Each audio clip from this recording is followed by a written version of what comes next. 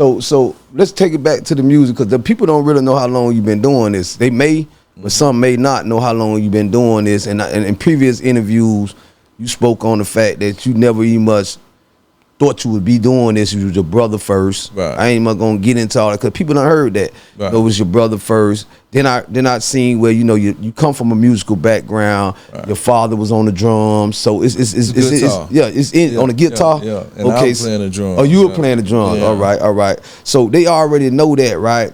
But let's go back to something that when I was in the joint, right? I think it was like 98, 2000. Some words start changing out here, and I love Miami lingo, right? Mm-hmm. And when I left the streets, we were referring to the little action, the little quick little situation as animals, like, boy, there's some animals out there. Right. Then I heard this word "shone." Mm-hmm. I ain't know what I'm talking. I'm in the joint, but I'm trying to, it's hard to keep your ears to the streets when you're in them country ass spots in prison. Can I ask you, was you the creator of the word "shone"? Or how that came about, and why did you feel like, damn, even if I ain't created, I want to put it out there. Let's take me back to Shone. Well, it goes back to nobody don't know where dog came from, right? But we seeing dog, right? You feel me? But the Shone came about because that's what was going on. Shone, you get what I'm saying? Like animal, eater, and all that. Right. That. Believe it or not, I just said Shone one time in the song. Greasy trying to find him from Shone. Right. That's it, because that was going on. I ain't created. Right. But what I was looking for, that was the name of it. Okay.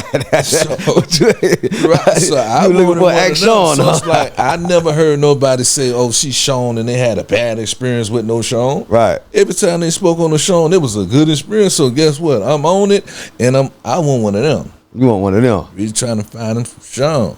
For Shone. Yeah. For sure.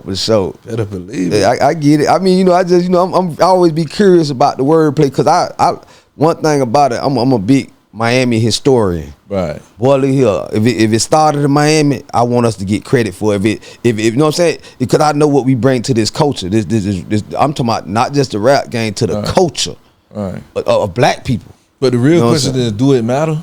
What, do it matter who started it? You get the credit for it? I mean, it mattered to me. It mattered to me. The reason I say it mattered to me, because I see a lot of artists come to the crib, outside artists, and they vibe with us, they party with us, and they'll take our lingo and I see them go to the moon with it. And I be wanting that for y'all. I be wanting that for the city. You know what I'm saying? I'm gonna show you a prime example.